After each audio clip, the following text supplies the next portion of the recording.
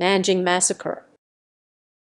The Nanjing Massacre simplified Chinese, traditional Chinese, pinyin, Nanjing Japanese, romanized, Nankin Daegyukasetsu, or the Rape of Nanjing, formerly romanized as Nanking, was the mass murder of Chinese civilians in Nanjing, the capital of the Republic of China, immediately after the Battle of Nanking in the Second Sino-Japanese War, by the Imperial Japanese Army, beginning on December 13, 1937. The massacre lasted 6 weeks. The perpetrators also committed other war crimes such as mass rape, looting, and arson. Mass murder by the Japanese Army. For Iris Chang's book, See the Rape of Nanking book. The Japanese Army had pushed quickly through China after capturing Shanghai in November 1937. By early December, it was on the outskirts of Nanjing. The speed of the army's advance was likely due to commanders allowing looting and rape along the way. As the Japanese approached, the Chinese army withdrew the bulk of its forces. Since Nanjing was not a defensible position, the civilian government of Nanjing fled, leaving the city under the de facto control of German citizen John Rabe,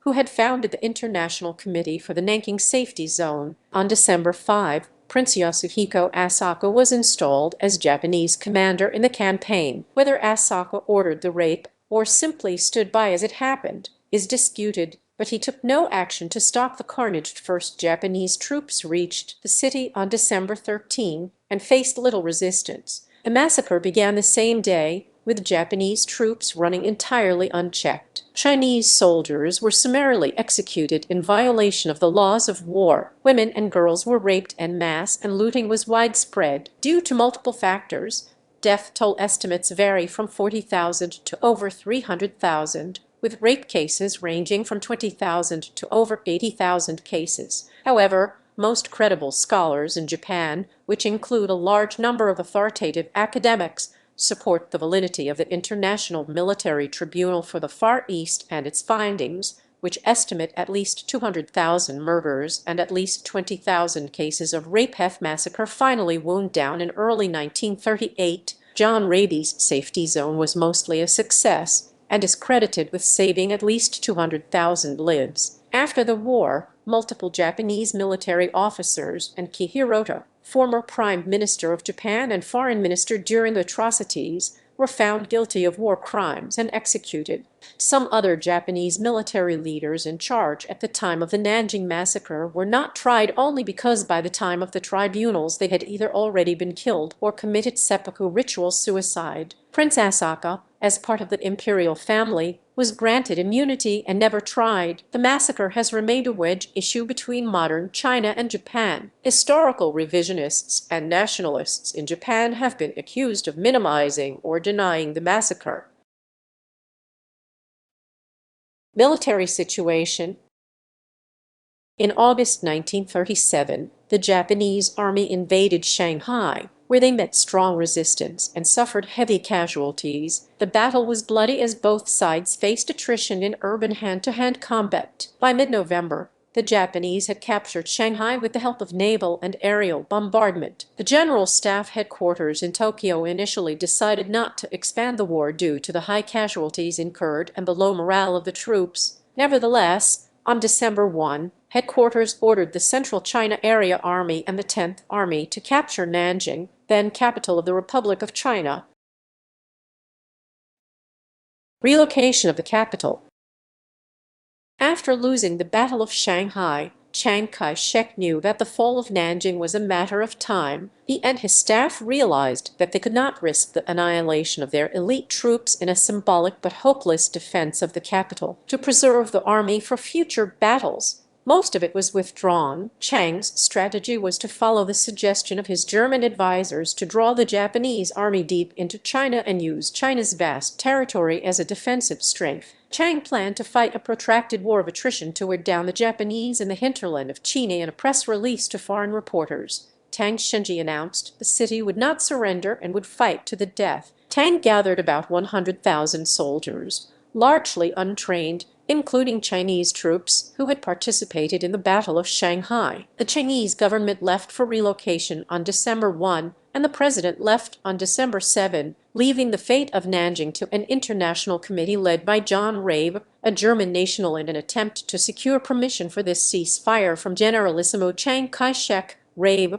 who was living in Nanjing and had been acting as the chairman of the Nanking International Safety Zone Committee, boarded the USS Panay PR-5 on December 9. From this gunboat, Rabe sent 2 telegrams. The first was to Chiang through an American ambassador in Hankou, asking that Chinese forces undertake no military operations within Nanjing. The second telegram was sent through Shanghai to Japanese military leaders, advocating for a 3-day ceasefire so that the Chinese could withdraw from the city. The following day, on December 10, Rabe got his answer from the Generalissimo. The American ambassador in Hankou replied that although he supported Rabe's proposal for a ceasefire, Chiang did not. Rabe says that the ambassador also sent us a separate confidential telegram telling us that he has been officially informed by the foreign ministry in Hankou that our understanding that General Tang agreed to a 3-day armistice and the withdrawal of his troops from Nanjing is mistaken, and moreover that Chiang Kai-shek has announced that he is not in a position to accept such an offer. This rejection of the committee's ceasefire plan, in Rabe's mind,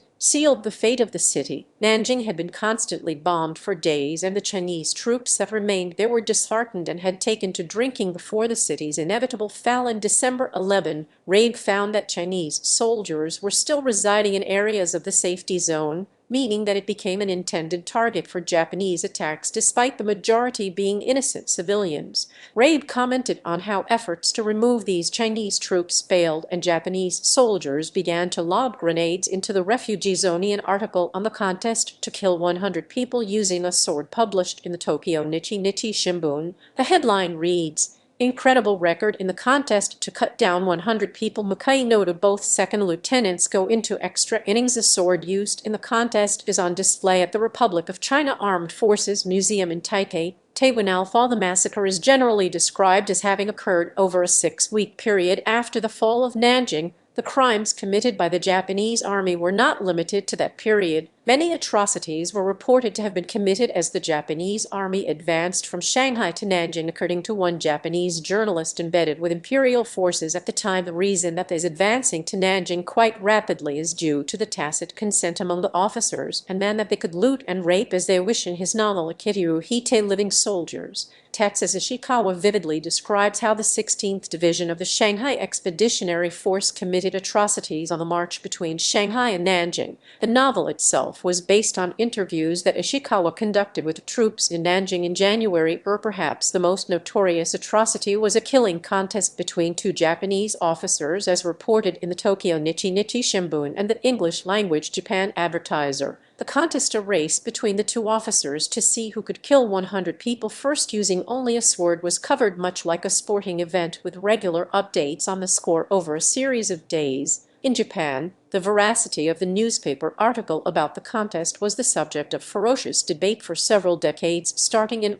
2000. Historian Bob Tadashi Wakabayashi concurred with certain Japanese scholars who had argued that the contest was a concocted story, with the collusion of the soldiers themselves for the purpose of raising the national fighting spirit. In 2005, a Tokyo district judge dismissed a suit by the families of the lieutenants, stating that the lieutenants admitted the fact that they raced to kill 100 people and that the story cannot be proven to be clearly false. The judge also ruled against the civil claim of the plaintiffs because the original article was more than 60 years old. The historicity of the event remains disputed. In Japan, Nanjing garrison force set fire to buildings and houses in the areas close to Xiaquan to the north, as well as in the environs of the eastern and southern city gates. Targets within and outside of the city walls, such as military barracks, private homes, the Chinese Ministry of Communication, forests, and even entire villages were completely burnt down at an estimated value of $1,000,000. 1937 main article. Nanking Safety Zone. Many Westerners were living in the city at that time, conducting trade or on missionary trips. As the Japanese army approached Nanjing, most of them fled the city, leaving 27 foreigners. 5 of these were journalists, who remained in the city a few days after it was captured, leaving the city on December 16.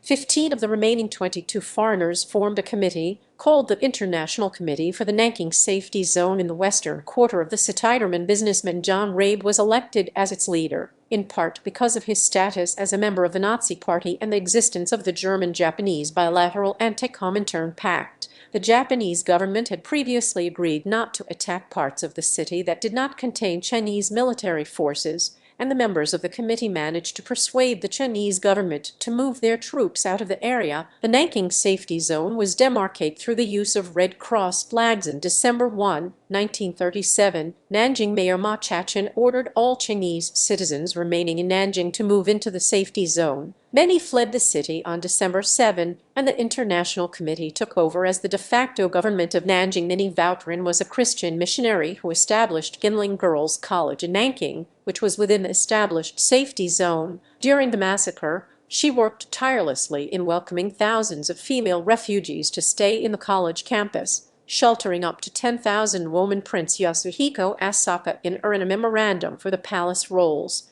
Hirohito singled Prince Yasuhiko Asaka out for censure as the one imperial kinsman whose attitude was not good. He assigned Asaka to Nanjing as an opportunity to make amends. December 5, Asaka left Tokyo by plane and arrived at the front 3 days later. He met with division commanders, Lieutenant Generals Kesugo Nakajima and Haisuke Yanagawa, who informed him that the Japanese troops had almost completely surrounded 300,000 Chinese troops in the vicinity of Nanjing and that preliminary negotiations suggested that the Chinese were ready to surrender. Prince Asaka issued an order to kill all captives, thus providing official sanction for the crimes which took place during and after the battle. Some authors record that Prince Asaka signed the order for Japanese soldiers in Nanjing to kill all captives. Others assert that Lieutenant Colonel Asunch, Asaka's aide-de-camp, sent this order under the prince's sign manual without the prince's knowledge or assent. Nevertheless, even if Ch took the initiative, Asaka was nominally the officer in charge and gave no orders to stop the carnage. While the extent of Prince Asaka's responsibility for the massacre remains a matter of debate,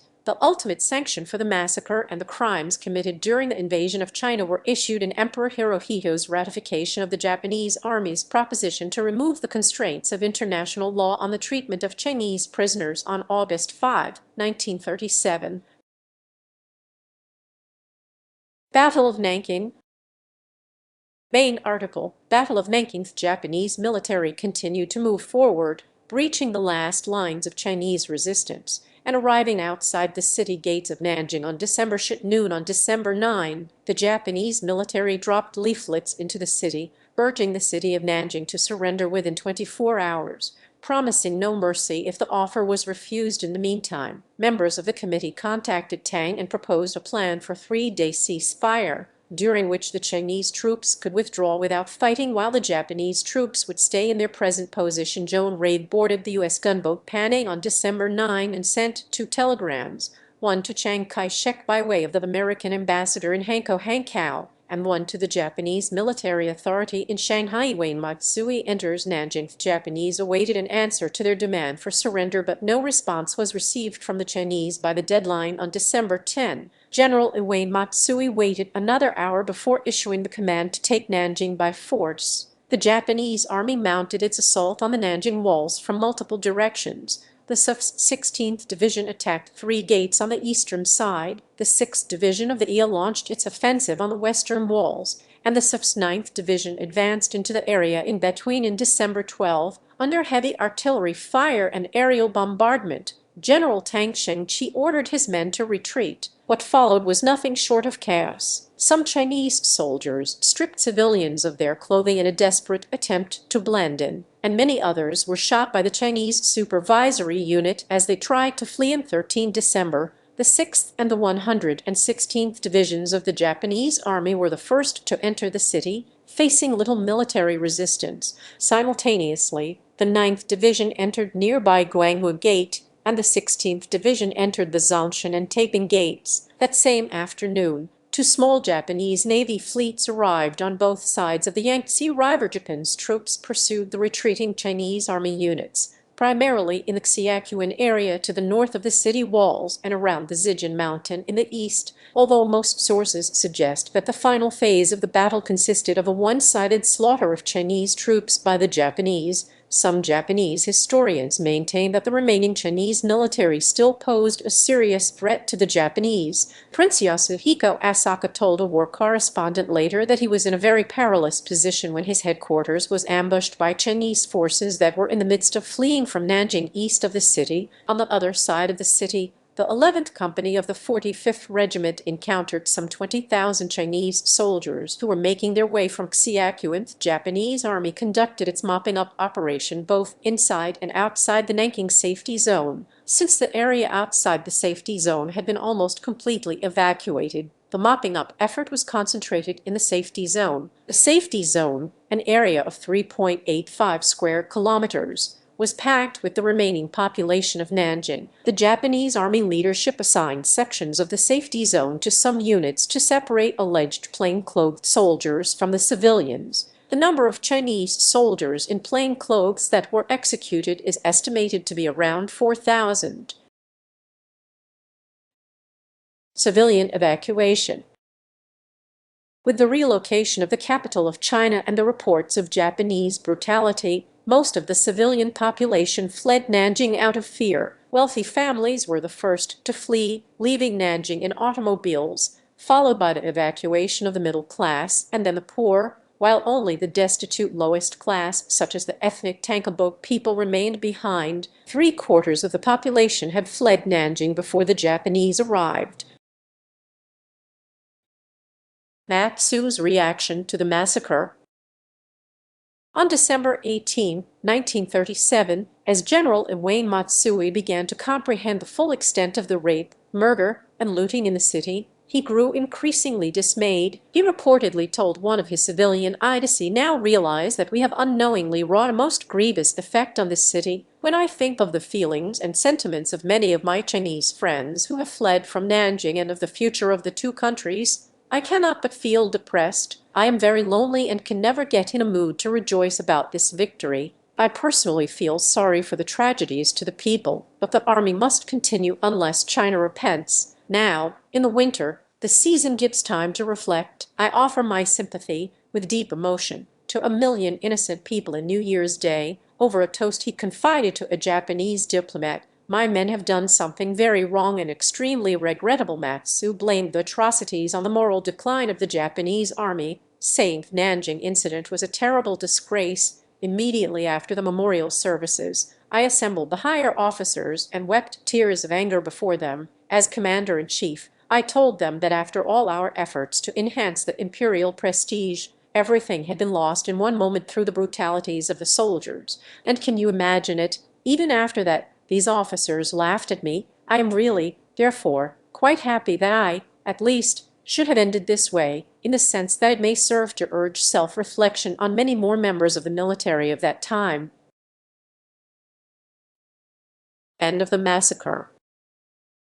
In late January 1938, the Japanese army forced all refugees in the safety zone to return home, immediately claiming to have restored order. After the establishment of the Zheng for the collaborating government in 1938, order was gradually restored in Nanjing and atrocities by Japanese troops lessened considerably. In 18 February 1938, the International Committee for the Nanking Safety Zone was forcibly renamed the Nanjing International Rescue Committee, and the safety zone effectively ceased to function. The last refugee camps were closed in May 1938. Recall of Matsui and Asaka. In February 1938, both Prince Asaka and General Matsui were recalled to Japan. Matsui returned to retirement, but Prince Asaka remained on the Supreme War Council until the end of the war in August 1945. He was promoted to the rank of general in August 1939, though he held no further military commands. Evidence collection. The Japanese either destroyed or concealed important documents, severely reducing the amount of evidence available for confiscation. Between the declaration of a ceasefire on August 15, 1945, and the arrival of American troops in Japan on August 28, the Japanese military and civil authorities systematically destroyed military, naval, and government archives. much of which was from the period. Overseas troops in the Pacific and East Asia were ordered to destroy incriminating evidence of war crimes. Approximately 70% of the Japanese Army's wartime records were destroyed. In regards to the Nanjing Massacre, Japanese authorities deliberately concealed wartime records, eluding confiscation from American authorities. Some of the concealed information was made public a few decades later. For example, a 2-volume collection of military documents related to the Nanjing operations was published in 1989, and disturbing excerpts from Kesugo Nakajima's diary, a commander at Nanjing, was published in the early Urshono Kenji. A chemical worker in Japan curated a collection of wartime diaries from Japanese veterans who fought in the Battle of Nanking in 1937. In 1994, nearly 20 diaries in his collection were published, which became an important source of evidence for the massacre. Official war journals and diaries were also published by Keikusha, an organization of retired Japanese military veterans in early ERS. After interviewing Chinese survivors and reviewing Japanese records, Japanese journalist Honda Katsuchi claimed that the Nanjing Massacre was not an isolated case and that Japanese atrocities against the Chinese were common throughout the lower Yangtze River since the Battle of Shanghai. His claims have been corroborated with the diaries of other Japanese combatants and medics who fought in China. Death toll estimates. Main article: Death toll of the Nanjing Massacre monument at the Nanjing Massacre Memorial Hall that says there were 300,000 victims. In multiple languages, numerous factors complicate the estimation of an accurate death toll, according to American historian Edward J. Dree. While the Germans, beginning in 1943, did engage in substantial efforts to obliterate evidence of such crimes as mass murder, and they destroyed a great deal of potentially incriminating records in 1945, a great deal survived, in part because not each one of the multiple copies had been burned. The situation was different in Japan. Between the announcement of a ceasefire on August 15, 1945, and the arrival of small advance parties of American troops in Japan on August 28, Japanese military and civil authorities systematically destroyed military, naval, and government archives, much of which was from the period. Imperial General Headquarters in Tokyo dispatched enciphered messages to field commands throughout the Pacific and East Asia ordering units to burn incriminating evidence of war crimes, especially offenses against prisoners of war, according to Yang Daking,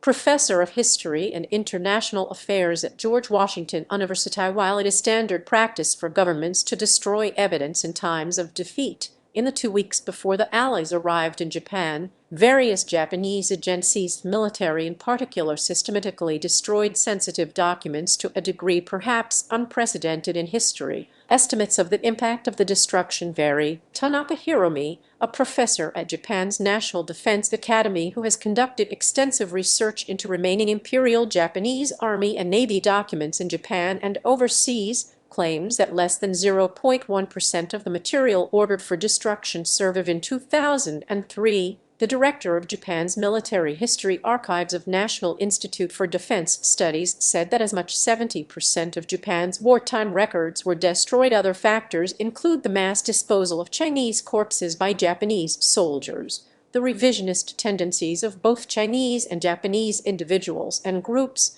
who are driven by nationalistic and political motivations, and the subjectivity involved in the collection and interpretation of evidence. However, the most credible scholars in Japan, which include a large number of authoritative academics, support the validity of the International Military Tribunal for the Far East and its findings, which estimate at least 200,000 casualties and at least 20,000 cases of rape. Historian Togashi Kasahara states more than 100,000 and close to 200,000, or maybe more, with the emergence of more information and data. He said that there is a possibility that the death toll could be higher. Hiroshi Yoshida concludes more than 200,000 in his book. Tomio Har supports the information found in the International Military Tribunal for the Far East, which estimates a death toll of at least 200,000. An estimate death toll of 300,000 has also been cited according to the International Military Tribunal for the Far East. Estimates made at a later date indicate that the total number of civilians and prisoners of war murdered in Nanjing and its vicinity during the first 6 weeks of the Japanese occupation was over 200,000. These estimates are borne out by the figures of burial societies and other organizations, which testify to over 155,000 buried bodies. These figures also do not take into account those persons whose bodies were destroyed by burning, drowning, or other means, or whose bodies were interred in mass graves. The most credible scholars in Japan, which include a large number of authoritative academics, support the validity of the tribunal and its findings according to the verdict of the Nanjing War Crimes Tribunal on 10 March 1947. There are more than 190,000 mass slaughtered civilians and Chinese soldiers killed by machine gun by the Japanese army, whose corpses have been burned to destroy proof. Besides, we count more than 150,000 victims of barbarian acts buried by the charity organizations. We thus have a total of more than 300,000 victims. However, this estimate includes an accusation that the Japanese army murdered 57,418 Chinese POWs at New Fushun, though the latest research indicates that between 4,000 and 20,000 were massacred, and it also includes the 112,266 corpses allegedly buried by the Chongshin Tang, a charitable association, though today mainstream historians agree that the Chongshin Tang's records were at least greatly exaggerated, if not entirely fabricated. According to Bob Wakabayashi, he estimates the death toll within Nanjing city wall to be around 40,000, mostly massacred in the first 5 days, while the total victims after a 3-month period in Nanjing and its surrounding 6 rural counties far exceed 100,000 but fall short of 200,000. Wakabayashi concludes that estimates of over 200,000 are not credible. John Rabe, chairman of the International Committee for the Nanking Safety Zone, estimated that between 50,000 and 60,000 civilians were killed. However, Erwin Wickert, the editor of the Diaries of John Rabe, points out that it is likely that Raby's estimate is too low, since he could not have had an overview of the entire municipal area during the period of the worst atrocities. Moreover, many troops of captured Chinese soldiers were led out of the city and down to the Yangtze, where they were summarily executed. But, as noted, no one actually counted the deed a mass grave from the Nanjing Massacre. Harald Timperley, a journalist in China during the Japanese invasion, reported that at least 300,000 Chinese civilians were killed in Nanjing and elsewhere, and tried to send a telegram but was censored by the Japanese military in Shanghai. Other sources, including Iris Chang's The Rape of Nanjing, also conclude that the death toll reached 300,000. In December 2007, newly declassified U.S. government archive documents revealed that a telegraph by the U.S. ambassador to Germany in Berlin, sent 1 day after the Japanese army occupied Nanjing, stated that he heard the Japanese ambassador in Germany boasting that the Japanese army had killed 500,000 Chinese soldiers and civilians as the Japanese army advanced from Shanghai to Nanjing.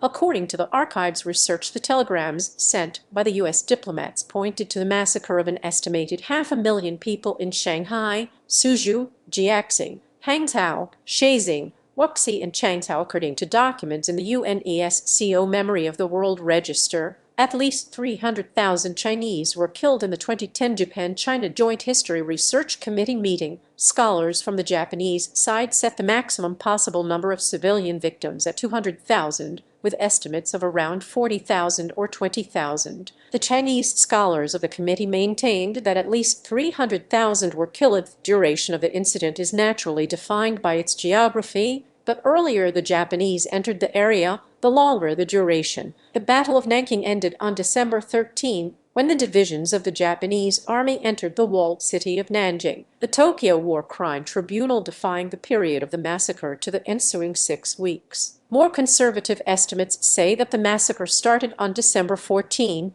when the troops entered the safety zone, and that it lasted for 6 weeks. Historians who define the Nanjing Massacre as having started from the time that the Japanese army entered Jiangsu province push the beginning of the massacre to around mid-November to early December. Suzhou fell on November 19 and extended the end of the massacre to late March. Many Japanese scholars' post-war estimations were distorted by Victor's Justice, when Japan was condemned as the sole aggressor. They believed the 300,000 toll typified a Chinese-style exaggeration with disregard for evidence. Yet, in China, this figure has come to symbolize the justice, legality, and authority of the post-war trials condemning Japan as the aggressor. War crimes tribunals.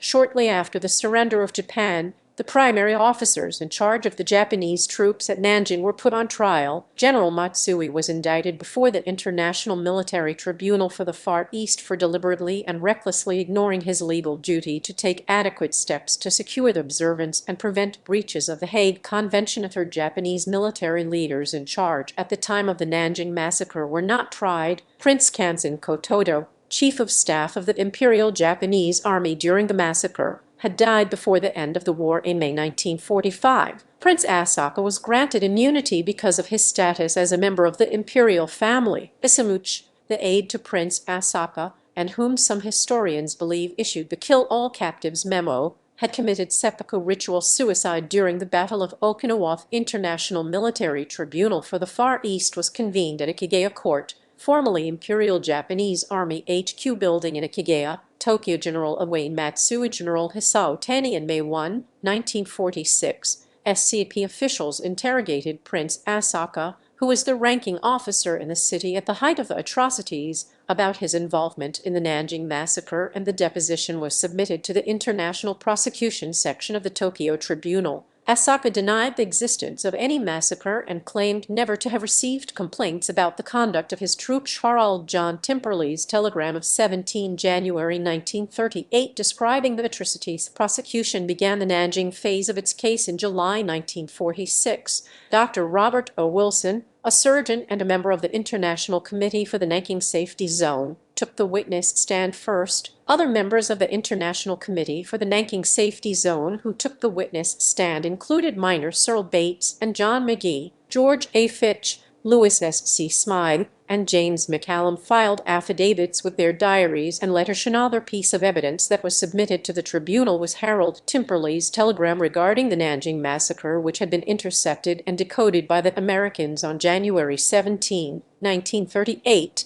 One of the book's bias documents of the Nanking Safety Zone was also added, and Kurt's entry for the same day in Matsu's diary read, "I could only feel sadness and responsibility today, which has been overwhelmingly piercing my heart. This is caused by the Army's misbehaviors after the fall of Nanjing and failure to proceed with the autonomous government and other political plans." Matsu asserted that he had never ordered the execution of Chinese POWs. He further argued that he had directed his army division commanders to discipline their troops for criminal acts and was not responsible for their failure to carry out his directives. At trial, Matsui went out of his way to protect Prince Asaka by shifting blame to lower-ranking division commander Suki Hiroto, Prime Minister of Japan at an earlier stage of the war, and a diplomat during the atrocities at Nanjing, was convicted of participating in the formulation or execution of a common plan or conspiracy. Count 1, waging a war of aggression and a war in violation of international laws,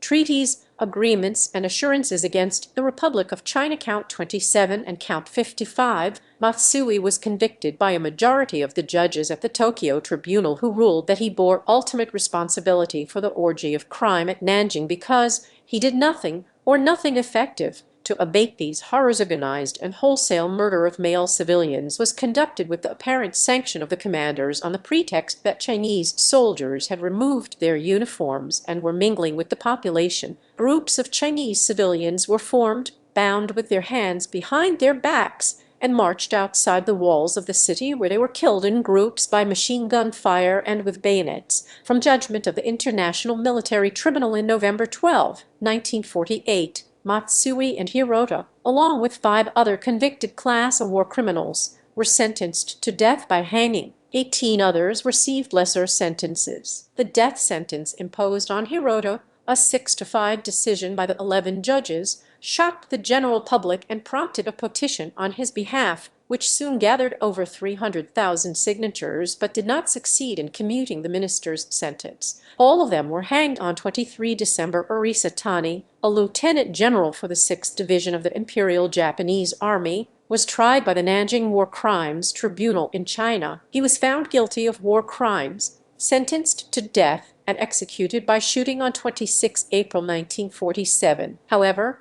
according to historian Tokushi Kasahara, the evidence used to convict Hasaltani was not convincing. Kasahara said that if there was a full investigation of the massacre, many other high-ranking authorities, which include higher-level commanders, army leaders, and Emperor Hirohito, could have been implicated. In 1947, Toshiaki Mukai and Tsuoshi Noda, the two officers responsible for the contest to kill 100 people, were both arrested and extradited to China. They were also tried by the Nanjing War Crimes Tribunal. On trial with them was Gunkichi Tanaka, a captain from the 6th Division who personally killed over 300 Chinese POWs and civilians with his sword during the massacre. All three men were found guilty of war crimes and sentenced to death. They were executed by shooting together on 28 January. Ermortake Tanabe, the chief of staff of the Japanese 10th Army at the time of the massacre, was tried for unrelated war crimes in the Dutch East Indies.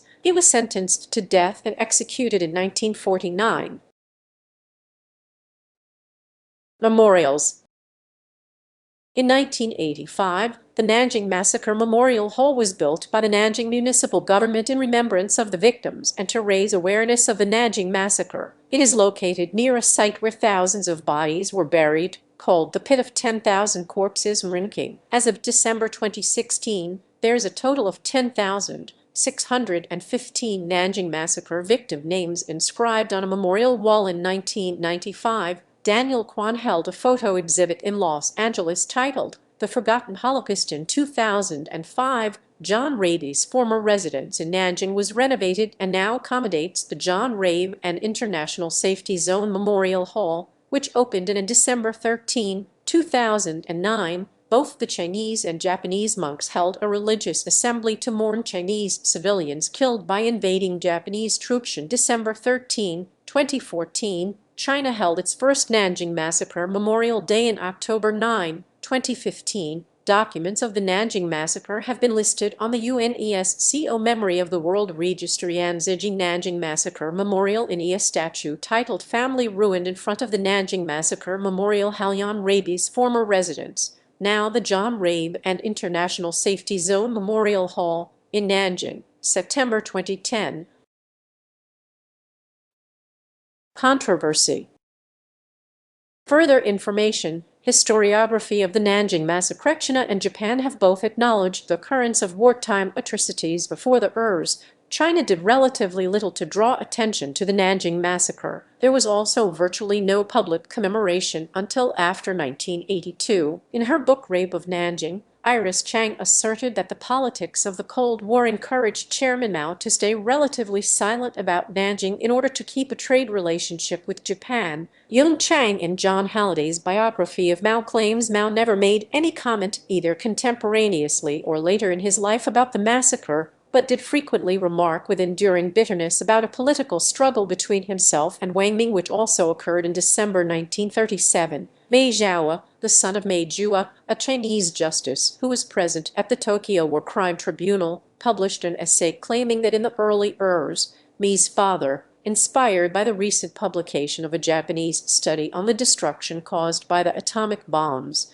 tried calling for greater study of the massacre by Chinese historians of the time, but his ideas received a cold reception. He was reportedly accused of stirring up national hatred and revenge against the Japanese, and some others felt that writing about the Chinese defeat and misery in Nanjing amounted to hidden praise for the strength of the Japanese troops. A study into the massacre was undertaken by a group of historians in the early Ers, but supposedly due to political reasons it was restricted to the form of an internal publication in 1979. Associate Professor David Askew of Ritsumeikan Asia-Pacific University said that in Japan, a unified Japanese view of the massacre doesn't exist because of the internal debates and contentions surrounding the massacre, and that the different views can be categorized into mutually exclusive groups. The Great Massacre School Group supports the validity of the findings at the Tokyo trials and concludes that there were at least 200,000 casualties and at least 20,000 rape cases,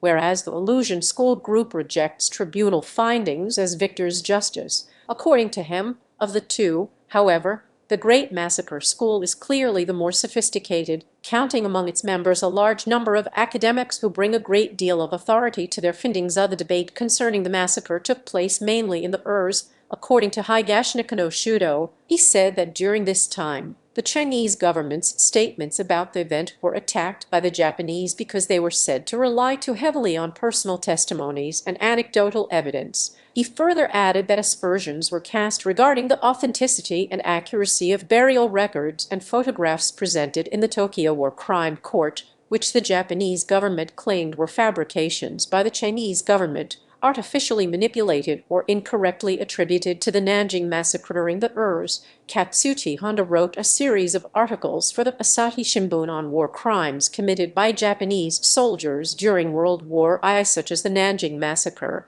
The publication of these articles triggered a vehement response from Japanese right-wingers regarding the Japanese treatment of the war crimes. In response, Shichi Yamamoto and Akira Suzuki wrote two controversial yet influential articles which sparked the Japanese negationist movement in 1984. In an attempt to refute the allegations of war crimes in Nanjing, the Japanese Army Veterans Association Keikusha interviewed former Japanese soldiers who had served in the Nanjing area from 1937 to 1938. Instead of refuting the allegations, the interviewed veterans confirmed that a massacre had taken place and openly described and admitted to taking part in the atrocities. The results of the survey were published in the association's magazine, Keiko, in 1985, along with an admission and apology that read, "Whatever the severity of war or special circumstances of war psychology, we just lose words faced with this mass illegal killing. As those who are related to the pre-war military, we simply apologize deeply to the people of China. It was truly a regrettable act of barbarity." See also,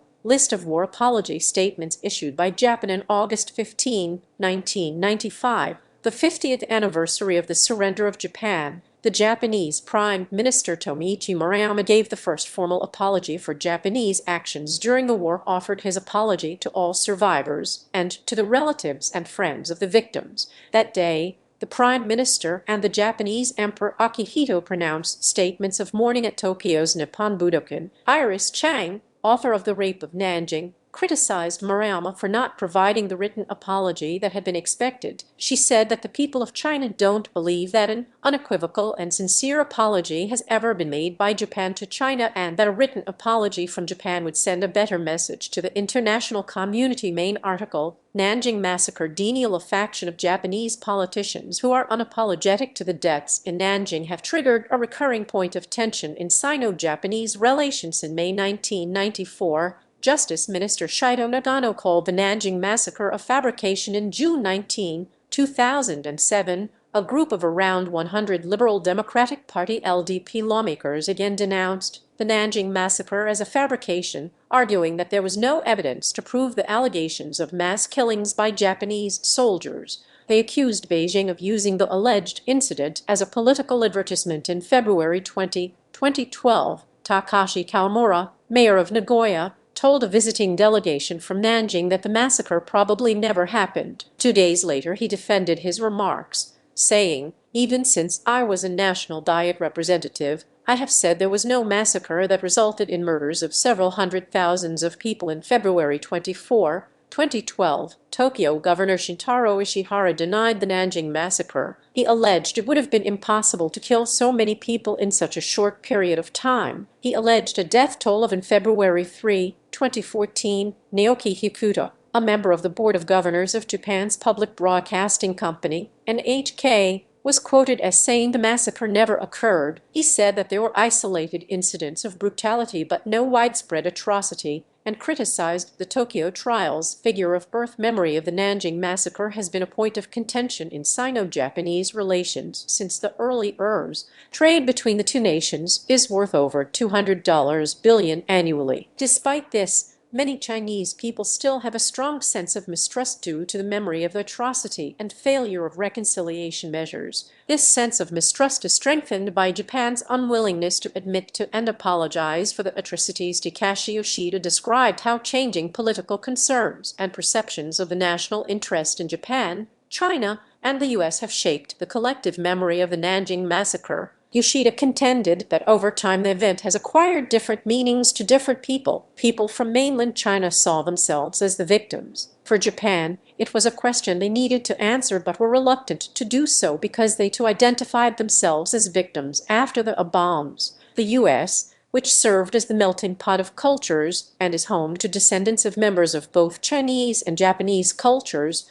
took up the mantle of investigator for the victimized Chinese. Yoshida has argued that the Nanjing Massacre has figured in the attempts of all three nations as they work to preserve and redefine national and ethnic pride and identity, assuming different kinds of significance based on each country's changing internal and external enemies. Many Japanese prime ministers have visited the Yasukuni Shrine, a shrine for Japanese war deaths up until the end of the Second World War, which includes war criminals that were involved in the Nanjing Massacre. In the museum adjacent to the shrine, a panel informs visitors that there was no massacre in Nanjing, but that Chinese soldiers in plain clothes were dealt with severely. In 2006, former Japanese Prime Minister Junichiro Koizumi made a pilgrimage to the shrine despite warnings from China and South Korea. His decision to visit the shrine regardless sparked international outrage. Although Koizumi denied that he was trying to glorify war or historical Japanese militarism, the Chinese Foreign Ministry accused Koizumi of wrecking the political foundations of China-Japan relations. An official from South Korea said they would summon the Tokyo ambassador to protest massacres sometimes compared to other disasters in China, which include the Great Chinese Famine and the Cultural Revolution. Yoshida asserts that Nanjing has figured in the attempts of all three nations to preserve and redefine national and ethnic pride and identity,